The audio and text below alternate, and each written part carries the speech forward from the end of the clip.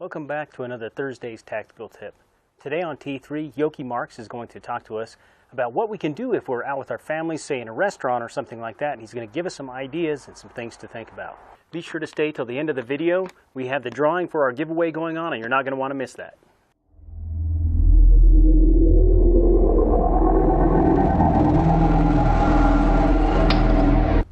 Oh my gosh, it's a holdup. I'm Yoki Maurx. Welcome back to Thursday's Tactical Tip. Today we're going to be talking about what to do when you're sitting in a restaurant, eating your food, and something happens. Someone comes in, you hear gunshots, you're screaming, they yell it's a holdup, whatever the case may be. There's a couple of common misconceptions we're going to talk about. First thing is what you saw at the opening of this video. I heard it's a holdup. I immediately stood up, pulled my firearm in order to engage the threat. The question is this the smartest thing to do?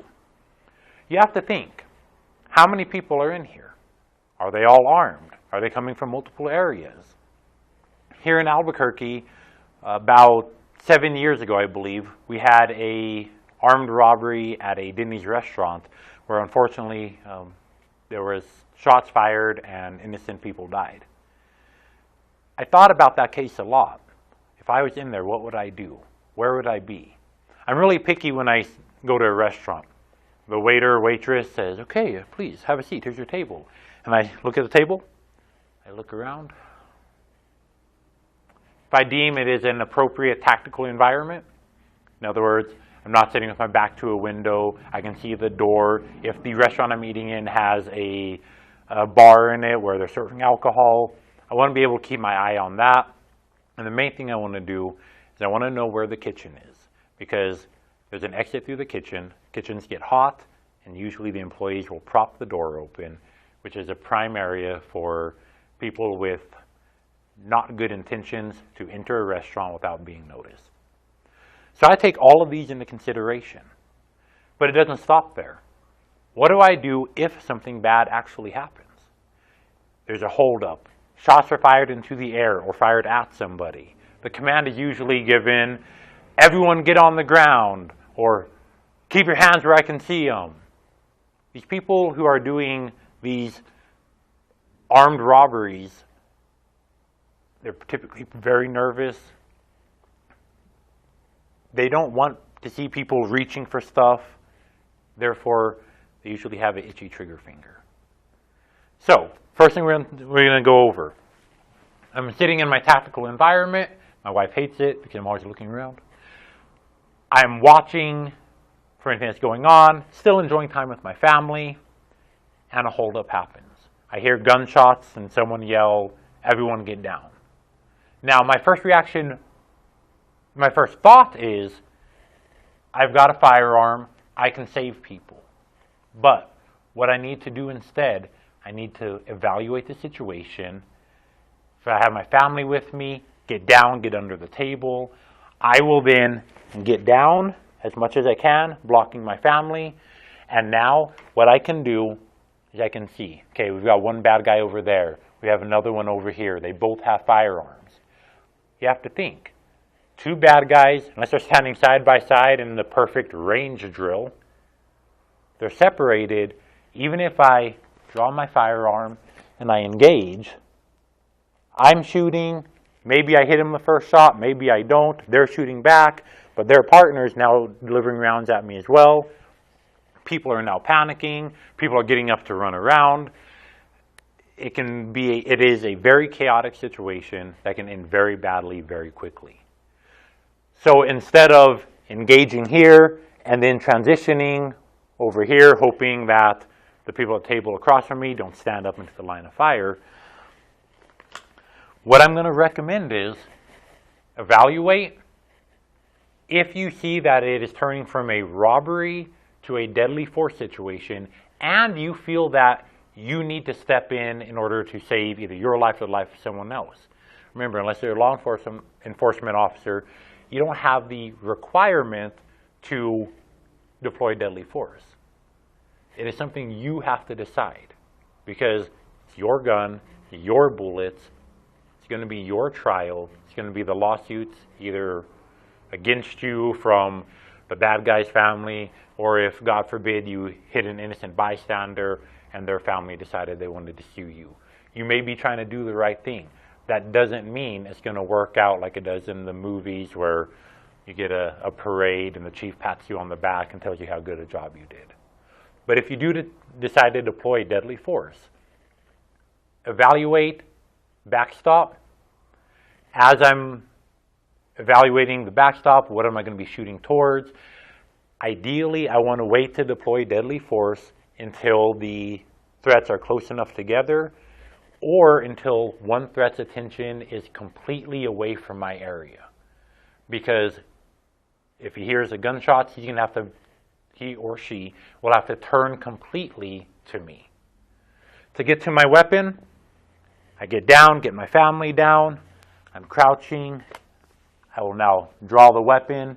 I'm keeping the weapon concealed at my side. I may, if I'm sitting in a chair, draw the weapon and crouch down here, keeping the gun out of sight. I don't want to be here, okay, right now. I'm here. When I see the opportunity, I gain a good firing position, and I engage, transitioning. We're going to be talking in a couple of weeks about some drills you can do while you're at the range to train for situations where there's multiple attackers. There's a lot of fun drills, El Presidente, Vice Presidente, a lot of those. They're great drills, great fun at the range.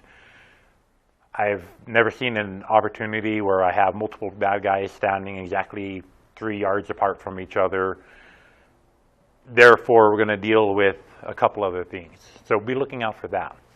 But as I plan for engaging my threat, I want to put rounds on target quickly and then transition to the next target quickly, because their attention is going to be focused to me. The other thing you want to think about, contrary to what nature will tell you, I engage first threat, I need to move towards the second threat as I engage. The reason you want to do this is because that people are going to be getting up to move. The further distance your bullet has to travel between the end of your gun and where the bad guy is, the higher the likelihood of some innocent person standing up and getting in the way of that bullet. You don't want that. You may need to keep your firearm hidden, crawl along the floor until you can get to a place where there's less people to stand in between. The point here is this. You need to play the what-if game. You need to, when you sit down to eat, take 5 seconds. What if someone came through that door shooting? What would I do? Where do I want my family to be? Do I really want to sit at this table? What if someone came through the back door through the kitchen?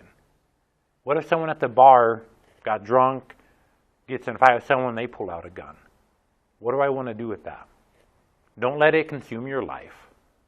Don't let it ruin your evening. But the same way when you leave the house, get in your car, you more than likely have a spare tire in there. You're not planning for a flat, but you carry it anyway. When you sit down in a restaurant, you're not planning for something bad to happen, but it's a good idea to have that spare tire, to have that plan in place, so that if something bad does happen, you're ready, willing, and able to take care of the threat. I'm Yoki Maurx with Warrior's Edge Armory. Looking forward to seeing you again next Thursday on Thursday's Tactical Tip. Be sure to come back next week. Yoki is going to talk to us about some options that we have if we work someplace or we're going somewhere that we're not allowed to have our concealed carry weapon with us. What are our options? If you enjoyed this video, be sure to like and share it. And as always, you can click on the bullet to subscribe. Until next time, take care and be safe. All right, guys, so here is the drawing for our giveaway. We have our prizes here. We have a PMAG 40, and we have this is our Victorinox Cadet ALOX, and this is an either-or prize. There were 35 people who entered the contest by the time it closed out. So now let's get to it. Let's see who's going to win. All right.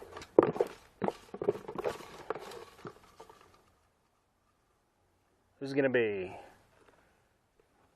Deep South Experience. I will contact you, Deep South Experience, and I will find out for sure which one of these prizes you want. Until next time, guys, take care and be safe.